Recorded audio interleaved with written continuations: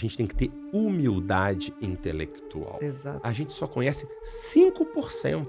95% do universo material é matéria ou força escura. Você vai dizer que você sabe tudo o que é a consciência, a mente humana? Menos, né? Posso te contar um caso? Por favor. Também, de uma pesquisa nossa que acabou de ser publicada também, de um estudo com médiums. O que a gente fez? A gente... qual que é o grande desafio, né? É você permitir que as pessoas que têm experiências religiosas, místicas, espirituais, tenham as suas experiências, mas um tempo que você tem que conseguir controlar para a pesquisa. Porque, por exemplo, se eu sou um médium e você vem falar comigo, eu tenho que tomar cuidado, porque você pode falar informações e eu pesco informações suas e falo, ou eu procuro... a Ana vai me entrevistar, eu vou na rede social dela, procuro tudo sobre ela, sobre a vida dela, sobre a família, sobre eu não sei o que lá. Então tudo isso tem que ser controlado, porque tudo isso pode ser um problema. Ou então eu falo informações meio genéricas, você está em luto, sofrendo, você é verdade, meu parente. Então tudo isso a gente tem que controlar. Muito bem. A gente fez uma pesquisa que foi o seguinte. Nós identificamos, foi um pós-doutorado que a gente orientou, da Márcia Gomide, professora aqui do UFRJ, em que nós fizemos o seguinte. Nós identificamos 100 e poucos pessoas enlutadas recentes na região de Juiz de Fora. Tá? Essas seriam as pessoas que a gente iria estudar. E selecionamos 3 médios do Brasil que, a princípio, havia evidências sugestivas de que eles produziam informações confiáveis. Não tinha nenhum estudo sério ainda, mas a gente pegamos essas pessoas. Beleza. E cada um veio em momentos diferentes. Ao todo, das 120 pessoas enlutadas, a gente teve 20 e poucas cartas. Cartas para essas pessoas. A maioria não recebeu a carta. Uhum. E foi muito interessante que a gente tentou ver qual seria o preditor da pessoa receber a carta. Perfeito. Ser homem, ser mulher, acreditar ou não acreditar, ser espírita, ser católico, preto, branco, nada disso fez diferença. Sabe qual foi a única variável que fez diferença? Qual? A gravidade do luto. Quanto mais sério o luto, num score de luto, score padronizado, Do mais sofrimento chance, da pessoa. quanto mais necessidade ela tinha. a pessoa tinha daquele luto, mais chance dela receber a carta. Foi a única variável que deu. Muito bem. Depois, assim que a pessoa recebia a carta, a gente fazia um questionamento para a pessoa se ela achava que aquela carta era do familiar dele ou não, etc. E, de fato, 95% achava que a carta era deles. Uhum. Depois, nós reentrevistamos a pessoa 2 a 3 meses depois. Depois que passou aquele impacto emocional e tudo, diminuiu um pouco a pontuação, mas ainda 90 e tantos por cento continua achando que era do seu familiar. Mas, claro, ainda pode ser uma coisa muito subjetiva. Então, nós estamos agora publicando artigos com análise em profundidade das cartas. E como é que aconteceu o método? Foi o seguinte, então só para explicar como é que a gente controlou contra fraudes.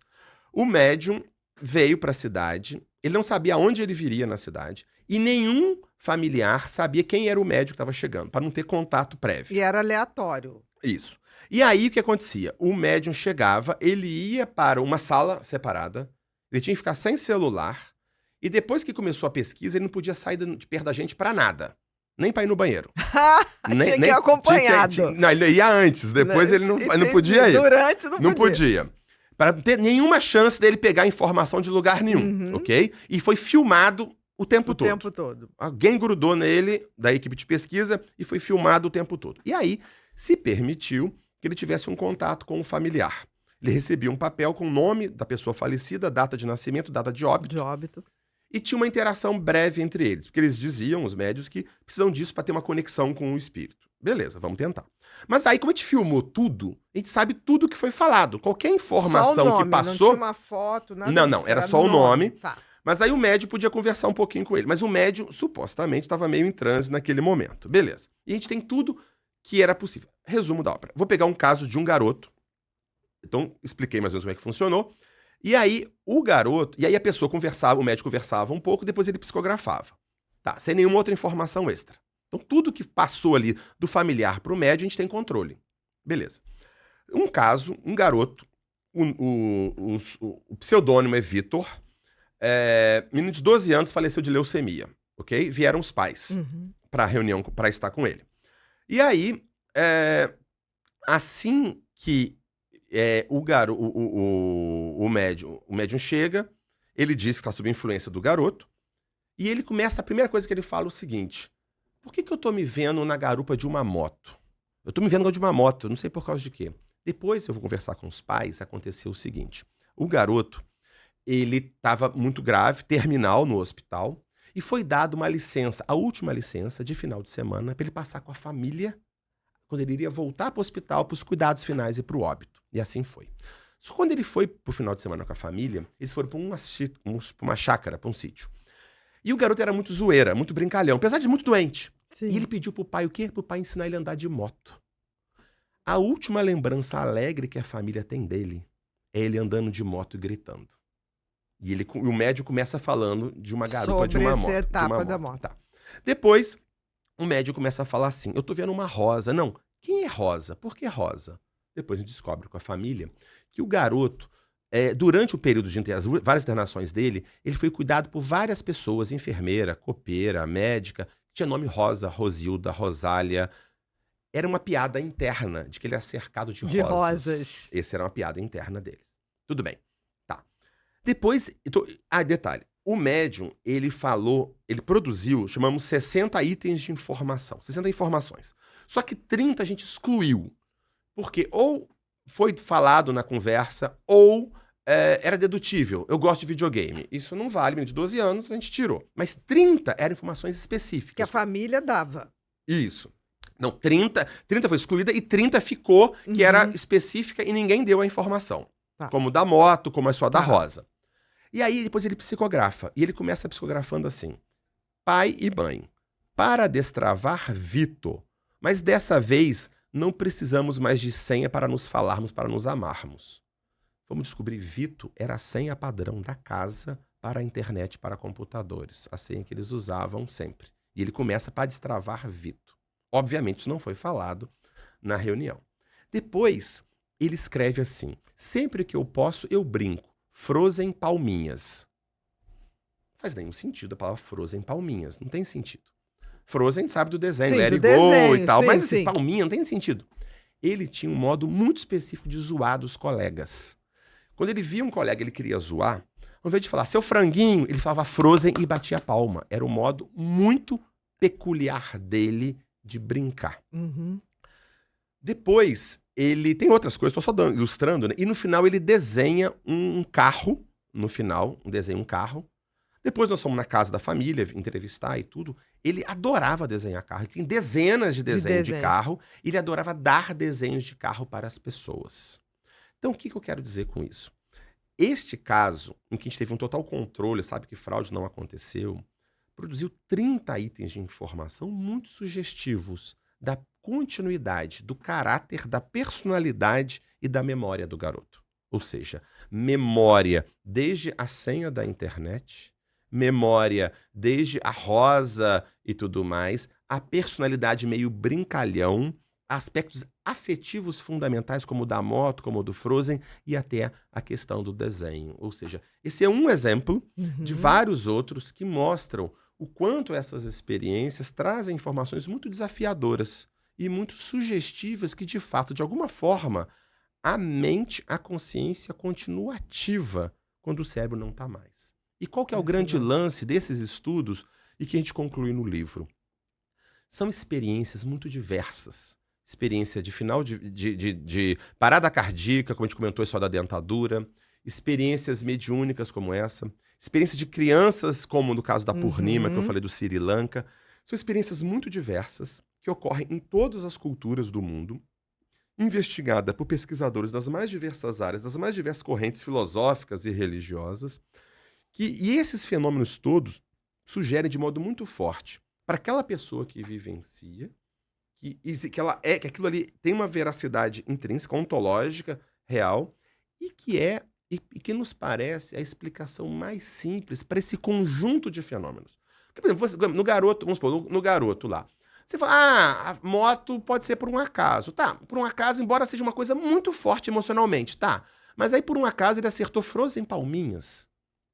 Nunca conheço ninguém que falou Frozen palminhas na minha vida. Realmente. Depois, por um acaso, ele fala da Rosa. Por um acaso, ele desenha carro. Quer dizer, você tem que somar múltiplas...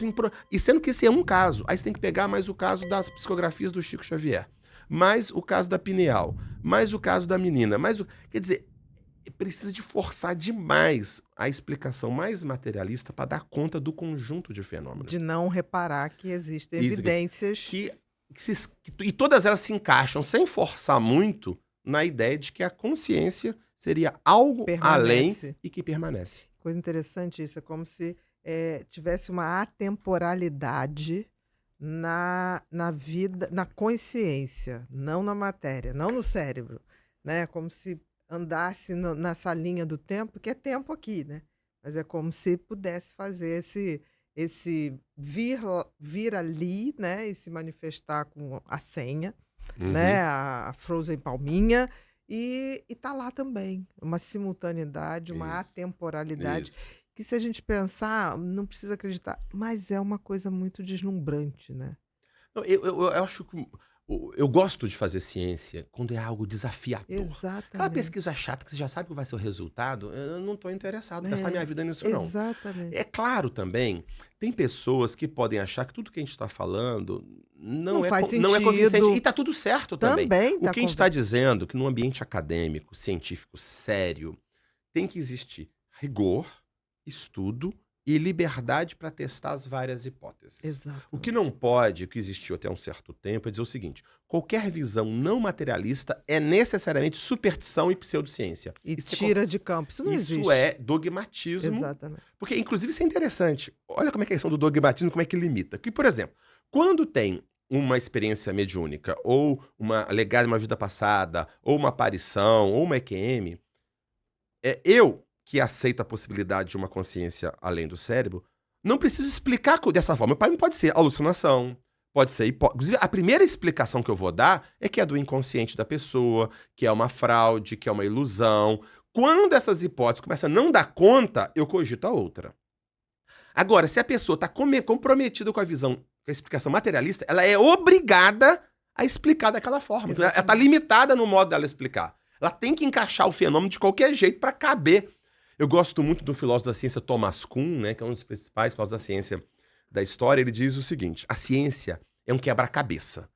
Tem umas peças que são mais difíceis de encaixar, mas não vale recortar a peça para ela encaixar. Pô, aí não vale. É o radicalismo. Você cortar a realidade para encaixar radical. no seu Não, esquema. isso aqui é assim porque é assim. Não. O que eu sempre digo, a gente tem que ter humildade intelectual. Exatamente. Cá entre nós, a gente já sabe hoje em dia, do mundo material que a gente tem, a gente só conhece 5%.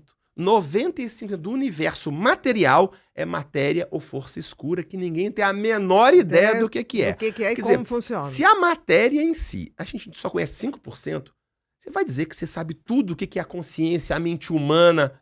Menos, né? Assim, eu acho que assim, menos, né? Assim, vamos baixar nossa bolinha, né? Humildade, mas humildade intelectual não quer dizer aceitar qualquer coisa, qualquer misticismo. Não, mas pelo menos abrir a possibilidade e ver o que tem de artigo científico ou de literatura para se pensar sobre. Exatamente. Não é obrigado a gostar ou não gostar. Mas saiba que existe gente estudando isso. Até para formar opinião. E a gente fez muito isso. Com esse livro, por exemplo, o que a gente fez? A gente, como eu falei, foi a primeira vez que uma grande editora científica publicou sobre isso. E depois abriu, porque a Associação Americana de Psicologia publicou também, no ano seguinte, em 23, um livro também sobre exatamente o mesmo tema. Então são duas grandes editoras científicas publicando sobre isso. E aí o que a gente fez com esse livro? Querendo receber críticas, querendo submeter. Porque, claro, qualquer um de nós tem nossos viés, nossos pontos cegos. Como é que a ciência lida com o ponto cego do pesquisador? Apresentando a pesquisa dele para outros pesquisadores. Que aí ele ilumina o meu ponto cego. Exatamente. E assim funciona. Então a gente mandou o livro para fazer resenhas nas melhores revistas do mundo. Revista British Journal of Psychiatry publicou uma resenha sobre ele. Revista Brasileira de História da Filosofia. Revistas internacionais de Psicologia, Ciência da Religião, todas revisando. Nós estamos fazendo conferências sobre esse livro em todas as principais universidades do Brasil. Tivemos na USP, Unicamp, FRJ, Federal da Bahia, Federal do Rio Grande do Sul, todas as universidades do Brasil, debatendo com os professores titulares, com os grandes pesquisadores, nos principais congressos brasileiro de psiquiatria, americano de psiquiatria, mundial de psiquiatria, levando para o debate. E o que tem me surpreendido positivamente, Ana, a receptividade extrema, o interesse. Não encontrei, eu achei sinceramente que eu fosse encontrar aquela coisa Uma hostil. crítica hostil. Não existiu nenhum lugar, mas sabe o que é? Nenhum lugar, no ambiente acadêmico sério, no Brasil e no exterior, nos melhores, nós estamos levando nos melhores lugares o tempo todo. Há, muito pelo contrário, claro, uma dúvida natural, Sim. questionamentos, normal, mas hostilidade, zero. E pelo Zero. contrário, falou, que legal que tem gente estudando isso. Exatamente. E o mais interessante, vou te contar, viu? Eu tenho acontecido também, vou contar 2 casos sobre isso. Um foi no Congresso Brasileiro de Psiquiatria. Vou contar o milagre, não vou contar o santo. Não precisa. Mas eu... demos a conferência sobre o livro, e veio um monte de gente conversar comigo, contando, eu tive quêmia, a minha mãe, não sei o que lá, bom, aquelas histórias todas. E um falou comigo o seguinte, olha, eu sou psicanalista, materialista há 30 anos. Mas vou te contar uma história pra você, que agora aquilo fez sentido pra mim. Falei, o que foi? A minha mulher minha mulher sempre foi uma pessoa tranquila, nunca foi de dar ataque, nada disso. De repente, a gente estava arrumando pra ir pra uma festa. E eu, naturalmente, já estava pronto, esperando na sala, a mulher acabou de se arrumar. Isso, basal, Sim, faz parte. Ele tá lá, de repente, a mulher dele dá um urro no quarto. Um urro. Uau! Eu falei, o que é isso? Ela ficou doida, porque ela nunca fez isso. Uhum. Chegou lá, não sei, uma coisa ruim, ela falando. Um negócio ruim, não sei o que é lá, não sei o que aconteceu. Poucos minutos depois, toca o telefone, o pai dela foi assassinado. Meu Deus. Ele falou, como diz lá o Chicó no Autoconhecido, não sei, só sei que foi assim. Só sei que foi assim. Então, assim, ele contou, ele falou, eu suprimi isso a vida inteira, mas eu tô vendo, isso existe, né? Essas coisas acontecem, as pessoas reprimem coisas. Um outro caso também, um outro colega nosso, pesquisador de alto padrão também, na psiquiatria, ele também tinha uma visão mais materialista, e ele, quando leu, ele falou, olha, eu tô lembrando experiências de quase fora do corpo que eu tinha quando eu era criança, quando eu era adolescente. Aquilo começou a acontecer e eu suprimi aquilo da minha vida. Tipo, Fingi não que não existiu. nem pensar E agora ele nisso. começou a revisitar. Ou seja, é muito libertador isso. Eu Você, também. pelo menos você permite você vivenciar e você tentar entender e não cortar. Esse é o grande problema, eu acho, dessa educação muito... que vem uma ideologia que chama de cientificista materialista. O que é cientificismo e materialismo? A ideia equivocada de que a ciência provou que só existe matéria e qualquer coisa fora de Isso é superstição. uma besteira. Isso não é ciência, isso é bobagem, isso é uma visão. A pessoa acreditar que só existe matéria, ela tem todo o direito de achar isso. Mas dizer que a ciência provou isso, qualquer coisa fora disso é superstição, isso é falso. Eu concordo. Ao você ensinar as pessoas e se forçar isso, você meio que amputa nas pessoas essa vivência, essa dimensão. Exatamente. Amputa, e a espiritual. pessoa fica naquela situação difícil, né? E hoje em dia a gente vê uma sociedade, né, em que faltam valores, faltam perspectivas mais profundas, um vazio existencial E muitos tremendo. aboliram a dimensão espiritual. Exato. Deus está morto, né? Aquela coisa, Deus está morto e vamos ser felizes que a vida é só aqui. E isso traz esse impacto que eu acho que é o adoecimento muito maior. A perda de Principalmente do vazio. sentido, transcendente, de propósito sentido, na exatamente. vida, né? A vida passa a ser uma coisa completamente caótica, sem sentido, sem propósito, aleatória, e que se coloca isso como se fosse uma coisa de gente madura e científica. Exatamente. Quem não aceita isso é bobo alegre. Isso é um Exatamente. absurdo que se faz com as pessoas. É Né? quase uma... A pessoa pode ter essa visão niilista, tem todo o direito, mas dizer que isso está provado cientificamente, qualquer pessoa que fora isso é bobo alegre e anticientífico, isso não é honestidade intelectual. E que durante muito tempo foi o que Foi, prevaleceu. sem dúvida. Cursos completos com conteúdo de qualidade, uma bagagem única sobre TDAH, ansiedade, depressão, psicopatia, toque e borderline. Masterclasses com os tópicos mais pertinentes da mente humana e habilidades emocionais. Uma linha direta para conversar e tirar dúvidas comigo e muito mais. Tudo isso em um só lugar. É a esse ecossistema que os membros da nossa comunidade Ser Humano Sustentável têm acesso. E tenho certeza que pode te ajudar a entender melhor sua mente e alcançar sua melhor versão. Tudo isso através do conhecimento. E fica ligado, são raras as vezes em que as portas da comunidade se abrem, e sempre por tempo limitado. Então, não vai deixar essa oportunidade passar.